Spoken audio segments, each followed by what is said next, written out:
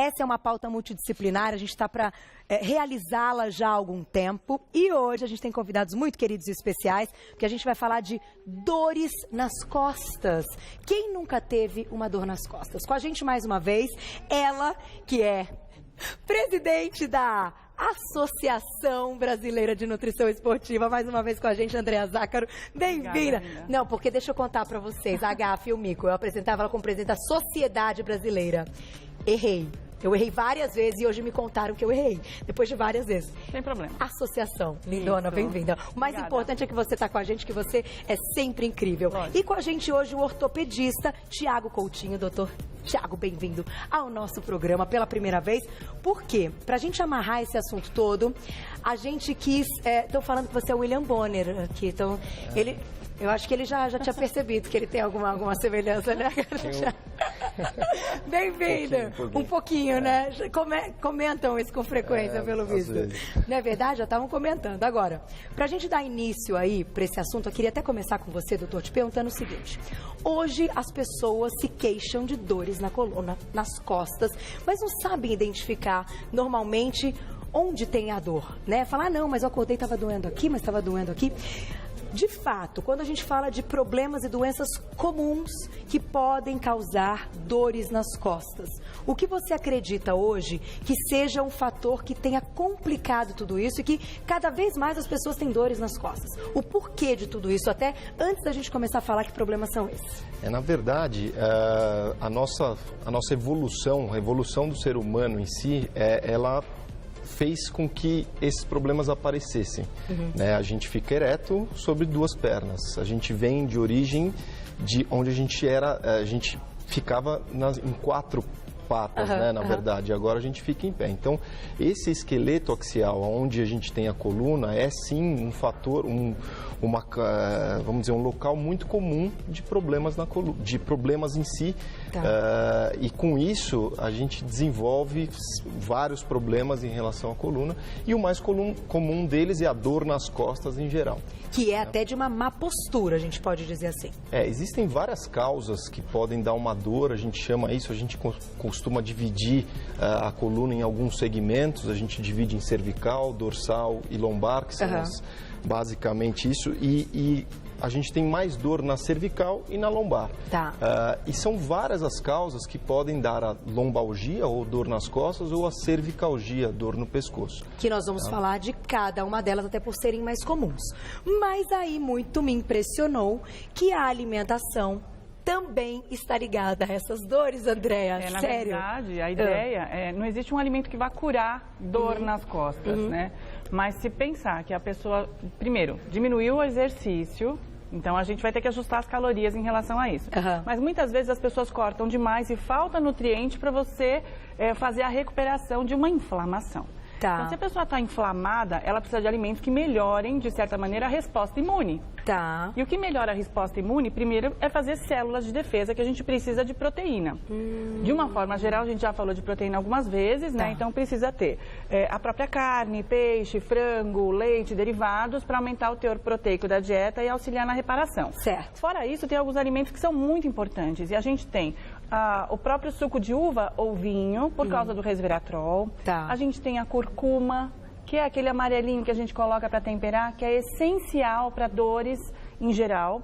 E o gengibre. Então, esse primeiro bloco que eu coloquei, os alimentos ali, eles são os mais interessantes quando a gente fala em dores articulares ou dores de inflamação. Mesmo dores musculares também? Mesmo dores musculares. A dor muscular, em particular, ela pode ser por falta de proteína para reparar todos esses tecidos e alguns micronutrientes importantes, como magnésio, cálcio, entre outras coisas que a gente já viu. Tem folhas verdes escuras, entre outros alimentos.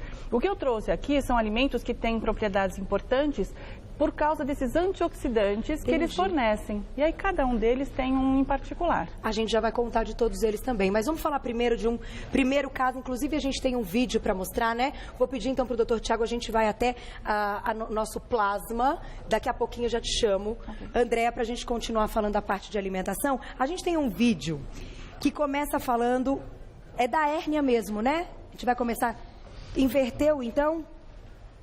Aqui hérnia lombar, então ficou a lombalgia. Ok. Porque a gente vai falar de lombalgia, da hérnia cervical e a gente vai falar também de tratamentos e cirurgia.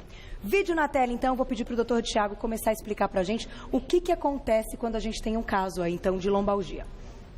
Olha lá. Então, na verdade, o que acontece? Isso aqui está mostrando para a gente como que é a estrutura da coluna, que ela basicamente está para a gente para fornecer a base estrutural do nosso corpo e ela está ali para proteger os nossos nervos que saem e vão enervar todos os músculos que são responsáveis pelos nossos movimentos. Tá.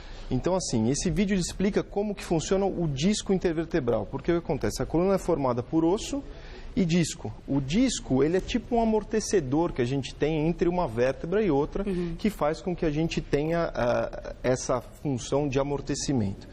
Com o passar do tempo, com a degeneração do disco, ou conforme você gasta mais a sua coluna, a gente pode ter casos que podem levar a gente a uma hérnia de disco. Tá. A hérnia de disco é uma disfunção do disco e que ela pode, tudo que hernia, ela é o que não está no lugar certo. Então, se você olhar esse modelo aqui também, a gente tem um pedaço do disco que está para fora aqui. Isso tudo faz parte de um processo degenerativo com um evento que é essa herniação. E o que acontece isso?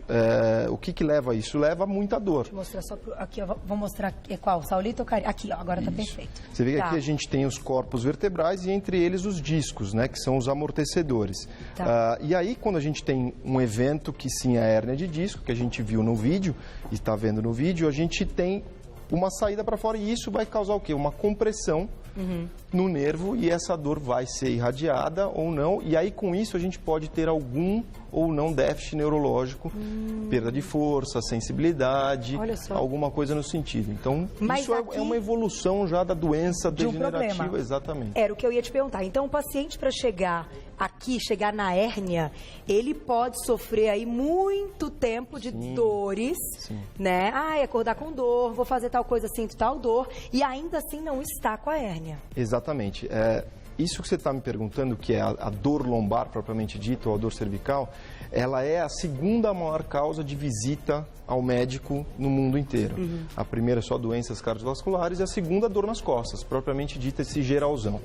A grande maioria desses problemas não chega numa hérnia de disco. Tá. A gente consegue ver antes, e assim, a principal queixa, a maioria não vai ter uma hérnia de disco. Mas a dor nas costas ela é muito comum, a dor pura, a gente chama de dor axial, isso pura. E essa dor, ela cada vez vai sendo mais comum. Eu sempre costumo dizer que a gente tem um tripé, né, que leva a esses problemas da coluna, que tudo isso faz parte de uma doença degenerativa.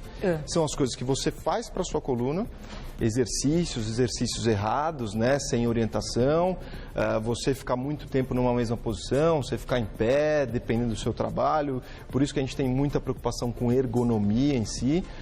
Somado às coisas que você não faz, que aí são os exercícios para se proteger e proteger esse arcabouço ósseo. A gente tem que ter uma musculatura muito boa, que depois a gente vai ter uma aula disso aí. Temos um fisioterapeuta hoje que no final da nossa pauta, vocês vão ver, muito legal, com várias dicas desses exercícios, né? Exatamente. E a terceira é uma herança genética. Quem nunca ouviu falar, minha tia, minha mãe, meu avô sempre teve problema na coluna, nossa, muito grave. E hoje a gente tem ido mais a fundo para descobrir como evitar isso, tentar orientar. A gente está muito mais orientado e antenado nas coisas, né? Com essa comunicação hoje que a gente tem. E aí o que acontece? A gente consegue prevenir ou atrasar essa evolução da doença degenerativa que a gente está vendo aqui. Que é o ápice aí da dor. Deixa eu te perguntar uma coisa importante. Como você tem um trabalho, inclusive, com essa parte de nutrição de atletas e tal, não só atletas, né, mas vamos falar de um público geral que pratica atividade física não sendo atleta. O que você acha que muitas vezes é o principal erro das pessoas hoje na alimentação, que faz com que a gente não encontre ou não tenha nesses alimentos coisas tão básicas que antigamente as pessoas demoravam para apresentar até algum problema de saúde? Por quê? Porque isso aqui, que é comida de verdade, já estava introduzido sem querer, né? O que você acha que é o problema? De fato, são as comidas prontas, a falta de tempo? Olha, eu acho que é um combo, né? Então, as pessoas elas estão deixando de fazer uma alimentação super saudável, onde você tem o básico 1 da nutrição, que são os 3 grupos alimentares. A gente pensa em energéticos, construtores e reguladores. Aí as pessoas tiram tudo isso da frente e falam, eu preciso comer chia. Esquecem do arroz, esquecem da batata, da carne, não sei o que, e colocam um alimento diferente. Eu preciso cortar o glúten. Então, vamos cortar porque o glúten, blá, blá, blá. Se você não tiver intolerância a glúten, não precisa cortar o pão. Deixar de consumir o pão é fazer uma atividade física sem combustível. Então, às vezes, não, eu vou tomar um suplemento. E pega um suplemento que não tenha energia própria para a atividade física. Então, faltar a energia e praticar um exercício é promover lesão. Se você estiver em desacordo. Era aí onde eu queria chegar. Exato. Não adequar a alimentação e fazer ainda uma atividade física sem orientação também dá problema. Pode. E aí a inflamação que a gente está falando, que vem depois desse processo, sempre tem uma inflamação pequena quando a gente tem uma prática esportiva. Então, a musculação em si, ela promove uma pseudo-inflamação. Né? O exercício em si. E aí o organismo, ele vai lá e ameniza, né? Então a gente tem a recuperação no pós-exercício. Independente da prática esportiva ou não, qualquer movimento que você faça mais rápido, que você possa machucar um pouquinho a musculatura, você vai reparar isso naturalmente. Entendi. Então, ter alimentos que auxiliem na reparação também vai ser importante. Então, na sua pergunta, você falou da falta de fazer uma comida balanceada. Óbvio, faltaram os 3 nutrientes. Segundo, modismo. Óbvio, você falta o alimento natural e usa muita coisa fora de casa, um fast food qualquer. Os fast foods estão até tentando ir na levada de ter coisas mais balanceadas. Mas deixar de comer em casa, deixar de comer um arroz, feijão, de pegar uma boa porção de proteína e frutas, verduras e legumes é a parte mais importante da nutrição. A gente precisa de antioxidantes que são para prevenir o envelhecimento da fruta, do legume. E aí, quando a gente consome, ele também auxilia na redução do nosso efeito oxidativo. Do nosso envelhecimento. Exato. Então, faltar são 10 porções. De 7 a 10 porções ao dia de frutas, verduras e legumes. É bastante? Não! 3 frutas ao dia. Tem muito paciente que chega e fala assim, eu como 1 a cada 2 dias. Como? Não é para comer 3 bananas. Então, você vai comer uma banana, uma laranja e um pedaço de mamão. No outro dia, você pega um alaranjado da cenoura ou da abóbora e pega outro alimento e vai fazendo a combinação. Tem que ter uma alimentação colorida. Tem que ter verde, tem que ter laranja. E não vale gelatina colorida ou alguma outra coisa. Cheio de conservante. Não, a ideia é tudo, né? A gente até vai entender aqui, vocês já viram a mesa, vou pedir até para os meninos mostrarem bem, para vocês verem os itens que estão aqui. A gente vai falar mais um pouquinho de cada um deles, a gente já falou da uva e um pouco da cúrcuma. Agora, a gente tem outro vídeo para mostrar que é essa parte da cervical que também pode ser comprometida. Mas antes, deixa eu te fazer uma pergunta, doutor Tiago, que é o seguinte, unindo um pouco essa parte de atividade física. Quando o paciente começa a ter dores com frequência, então ele acorda com dor, aí no meio do dia ele levanta, porque hoje a maioria das pessoas trabalham ou muito sentadas ou em pé o tempo todo, aí ele levanta, ele fala, poxa, continua doendo, aí ele vai praticar atividade física, ele vai para academia com as costas doendo e assim vai uma bola de neve. O que deve ser feito? Ele deve parar as atividades, ele tem que procurar ajuda, ele tem que prestar atenção onde é essa dor? Eu acho que primeiro prestar atenção e depois procurar ajuda, né? A gente tem algumas ferramentas que a gente tenta diagnosticar alguns sinais de alerta para saber, olha, por exemplo, a dor é de manhã, então a gente já pensa em alguma coisa, a dor é só à noite, a dor é noturna. Então, assim, tem algumas coisinhas que a gente tem que, numa conversa, numa consulta, a gente consegue levar para um certo caminho. Então, procurar uma ajuda, sim, é o mais interessante. É o início para não deixar aquilo piorar. Exatamente. Praticar atividade física, quando a gente está no momento de dor, isso não é legal. Depende da atividade que se faz e depende qual a característica da sua dor. Por isso que é importante o diagnóstico primeiro, para depois a gente falar. Você comentou muito inicialmente sobre a qualidade de vida, né? Então, acaba com a qualidade de vida. Exatamente. Então, na minha concepção, e a gente trabalha num lugar que preza por essa qualidade de vida e essa multidisciplinaridade com comer bem, praticar atividade física correta, assim você vai prevenir muita coisa ruim que pode acontecer com o seu corpo. E aí sim, mesmo se você tiver um problema, a chance vai ser menor e a gente vai conseguir cuidar disso com mais destreza do que num paciente que é totalmente sedentário, que a recuperação das coisas é muito mais fácil. Agora, antes de colocar, você quer colocar agora, Mar? Vamos colocar esse vídeo, depois eu vou colocar essa pergunta e vai separando perguntinha do público, eu sei que chegaram várias. Vamos colocar na tela, vamos acompanhar aqui mesmo, pode ser? Isso aí. Aí a gente vai falar então de um problema que pode surgir na cervical, que é a... Hérnia de disco cervical. Certo. Na verdade, como a gente está vendo, a gente viu, é muito parecido com o outro vídeo, esse aí. A gente só tem uma diferença, que a coluna cervical ela mexe um pouco mais. E hoje está muito na moda com o advento dos celulares, smartphones, iPad, tablets. A gente fica muito assim, então a gente força nessa posição de flexão do pescoço, a gente acaba forçando muito esses discos, mas não são só eles que causam a dor, tem articulação, tem ligamento, tem músculos, e isso tudo altera a tua biomecânica quando você está indo para frente. E, assim, hoje em dia está cada vez mais, todo lugar que você olha, se a gente olhar aqui, já está vendo um monte de gente no celular, fica assim, aqui assim, isso vai acelerar o processo de degeneração dessa parte importante que a gente está vendo no vídeo, que é o disco intervertebral. E aí pode causar uma hérnia de disco. E, claro, a maioria delas a gente trata conservadoramente, com fisioterapia, medicamentos, mas pode sim ter que precisar de uma cirurgia. E olha, isso é doença da vida moderna, né? A gente Exatamente. pode dizer. Porque é impressionante e não tem outro jeito, né? Pelo menos eu nunca vi, né? Se eu olhar assim, as pessoas estão paradas e levantando e mexendo ali nos seus aparelhos, né? Então isso é o ideal. O ideal, mas a gente tem que tentar dar uma mesclada, né? Por exemplo, você está em casa, tenta fazer alguma coisa mais deitado e tal. E tentar mesclar, tem que sempre fazer exercícios de alongamento, tudo que isso vai te ajudar a ter menos dor. Vamos falar um pouquinho dos elementos que você trouxe, então? Vamos. Características importantes, então, de anti-inflamatórios, né? Como na você verdade, citou. a gente tinha falado do cúrcuma, do gengibre, do vinho, que tem o resveratrol. Os nomes são bem complexos de cada um deles, eu acho que não vale a pena entrar nesse detalhe, mas é interessante que, por exemplo, as castanhas, elas têm uma substância que ajuda na vasodilatação. E aí auxilia na remoção de substâncias ali no processo inflamatório. Que legal. Tudo. Então ajuda bastante, pelo menos uma porção de castanha ao dia. A gente estava falando antes, vocês falaram de ômega 3, na alimentação a gente consegue isso em peixes, sardinha, que não é muito caro, né? Sardinha uma latinha. barata, né? Você pode utilizar isso em algumas preparações que é bem interessante. E tem a semente de linhaça. Na semente de linhaça, tanto a dourada quanto a marrom, a dourada é a mais cara, porque ela é orgânica, e a marrom, que ela é para climas tropicais. É por isso que a dourada é mais cara? Isso, não sabia. ela é orgânica. Então, na verdade, se você utilizar a linhaça junto da sua refeição, na salada, num suco, como esse suco que a gente fez um exemplo aqui, é bem interessante. Eu vou provar.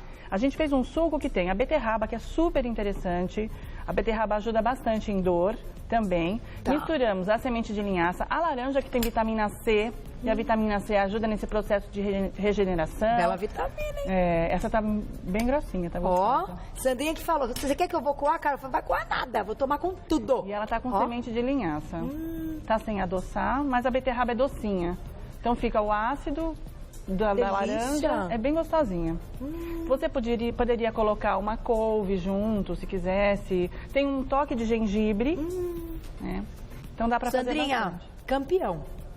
Adorei. Ali também a gente colocou o alho, ele é bem anti-inflamatório também, e o abacate. Entre todos esses, a gente também tem um pouco de gordura monoinsaturada que está no azeite. Então, o azeite, é sabido que quando você consome gordura saturada ou óleo, fritura em excesso, você aumenta a inflamação. E o consumo do azeite ajuda a diminuir. Então, em equilíbrio, é bom acrescentar um pouquinho mais de gordura do tipo monoinsaturada, que também está presente no abacate. Por isso eu coloquei ele aqui. Olha, então, que esse legal. combo açúcar demais também não é legal. Aumenta a inflamação. E carboidrato refinado?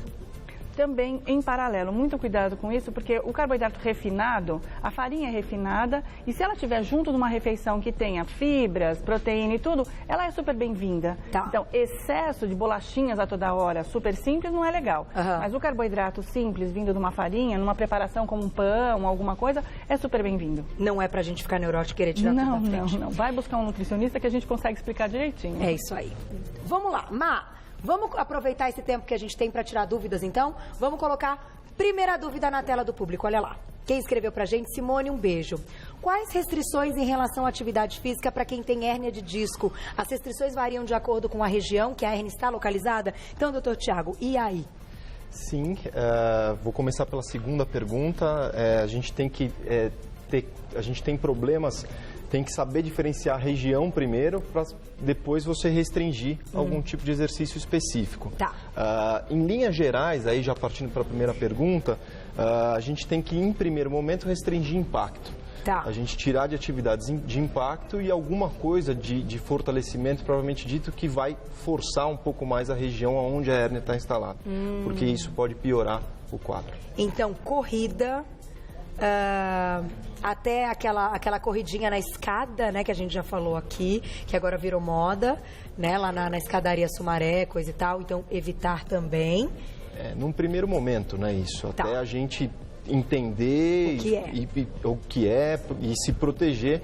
Veja bem, hoje em dia, voltando para a qualidade de vida, a gente não quer tirar ninguém de atividade física que gosta. Então a gente tem que preparar essa pessoa, esse paciente, para fazer o que gosta. E aí sim a gente vai ter um bom resultado geral. Não vai adiantar, né, parar de fazer tudo. Exatamente. Vai ter outros problemas. Vamos colocar mais uma perguntinha, Má, do público, então. Vamos aproveitar esse momento para tirar mais umas dúvidas, para eu fazer, então, a conclusão aqui no estúdio. Carla, um beijo para você. Existe algum exercício que possa ajudar a diminuir a dor nas costas e pescoço para as manicures? Vamos guardar essa perguntinha da Carla? Essa perguntinha nós vamos fazer daqui a pouquinho com o nosso fisioterapeuta, que vai chegar, a gente vai fechar o programa com ele, que ele vai mostrar diversos exercícios. Vamos guardar a perguntinha da Carla para fazer com ele. Quer fazer mais uma, Má? Mais uma, então. Tem mais uma pronta. Magui, um beijo. Qual a melhor posição para dormir quando estamos com muitas dores nas costas? Era aí que eu queria chegar, até para a gente concluir. Como é que é essa história do sono? Na verdade, assim, a gente precisa ter um sono bom. Mas existem algumas posições, por exemplo, a gente chama supino, né? Decúbito ventral, quando você está com a barriga para baixo, isso você está fazendo uma hiperextensão geral, e se você não tem um preparo para isso, você vai forçar mais a sua coluna. Então, o ideal, em linhas gerais, é você, para problemas na coluna lombar, é você dormir de lado, com um travesseiro no meio da perna, tá? Aí varia o lado que você tem esse problema. Para cervical, o ideal também é dormir de lado, com um travesseiro onde você tem a distância da tua orelha até o teu ombro, e não seja nem muito duro, nem muito mole. Esse é o ideal. Aí, em linhas gerais, né? Não dá pra gente e dormir virado para baixo é uma delícia, né? Todo mundo que tá acostumado, quando tem que virar, nossa, demora muito mais para dormir, mas eu acho que aqui a gente tá falando então de prevenção, a gente não pode esquecer. Pra gente encerrar, Dr. Tiago, hoje a gente sabe que os avanços da medicina são inúmeros e que muitos tratamentos e até mesmo as cirurgias devolvem qualidade de vida para o paciente. O que você gostaria de dizer sobre isso? Na verdade, hoje em dia, diria nos últimos 10 anos, a gente evoluiu muito em termos de tratamentos, né? E, claro, a cirurgia em si é o nosso goal, o nosso objetivo para tentar, porque existe um problema mecânico. A gente precisa melhorar esse problema ou resolver esse problema mecânico. E algumas vezes a gente cai num problema de cirurgia. Veja bem, isso é muito comum, um problema nas costas, e a gente está falando de uma porcentagem muito pequena, de 3 a 5%, que são os candidatos a uma cirurgia da coluna. Então isso não é para todo mundo, não é você chegar e falar assim, olha, eu preciso operar, não.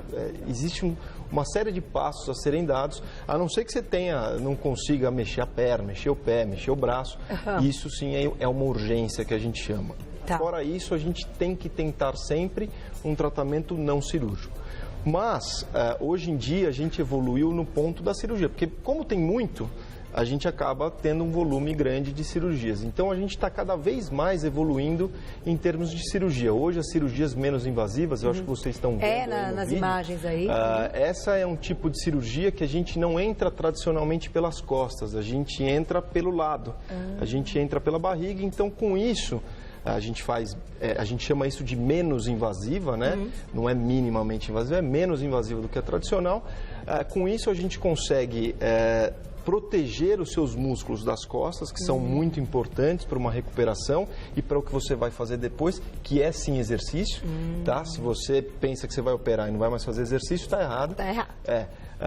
A ideia é que a gente consiga te devolver uma qualidade de vida boa.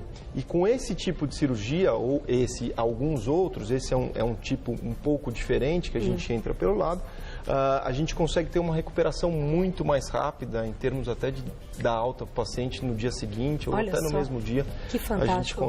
A gente evoluiu nesse ponto. E como a gente está falando também de um público jovem que pode, né, ter essas coisas, a gente não está falando só de uma idade avançada, a gente está falando também de um público jovem. A gente tem que estar atento a tudo isso e por isso, então, queria a sua conclusão também, Andréa, porque a alimentação, eu acho que é aí o que a gente leva, né, desde sempre, não só no hábito, mas na prevenção e que também, claro, é tratamento, não deixa de ser um tratamento. gente não vai, claro, abrir mão de remédios, etc. Mas a alimentação também está ligada a muitos tratamentos, como você contou.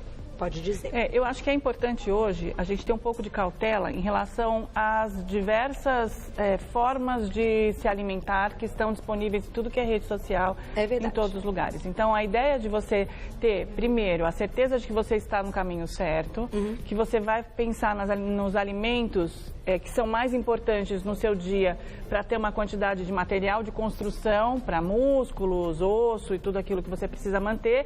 E aí sim, depois disso, aliar um pouquinho desses alimentos que a gente trouxe para quem tem muita dor, né? Tentar aliar isso, mas nunca a alimentação vai tratar a dor. Né? Então vá ao médico, faça todos os exercícios que deve fazer e faça um pouco da alimentação junto do nutricionista, porque se você vai parar de fazer exercícios e você fazia muito exercício, com certeza você vai diminuir o seu gasto energético. E isso vai sobrar um pouco, pode ser que você aumente o peso. E se o exercício era para emagrecer e você vai parar de fazer exercício, você tem uma brecha aí para perder todo o resultado que a gente estava conseguindo. Então, não abandonar as práticas corretas da alimentação, e o que eu acho mais importante hoje é você inserir no seu dia a dia o que você mais gosta e junto desse que você mais gosta, colocar alguma coisinha da moda que você tenha vontade de experimentar, alguma coisinha assim que dá para substituir, mas sempre respeitando uma alimentação balanceada. Sem abrir mão dos elementos principais. Exato. Né? Até porque isso que você citou do sobrepeso também pode ser um causador de problemas e de dores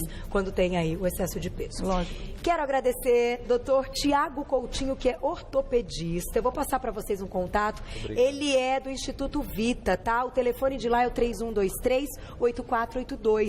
3123-8482. Tem o site drtiagocoutinho.com.br. O doutor é abreviado. E no Facebook também, Dr. Tiago Coutinho. Acho que tá assim no Facebook. Eu não uso tanto. Não usa muitas. Melhor a gente passar o site, que as redes sociais não são tão acessadas. Então, telefone, site e agradecendo, queridíssima Andréa Zácaro, não erro mais, presidente da Associação Brasileira de Nutrição Esportiva. Quem quiser entrar em contato com ela, 4438-8584, 4438-8584. E você tá no Face? Tô. Andréa Zácaro Barros, nutricionista. Você já encontra todo o trabalho dela. Muito obrigada mais uma vez. Adoro sempre. Doutor Tiago, obrigada, viu? Beijo na esposa, beijo na filhona e até a próxima, gente.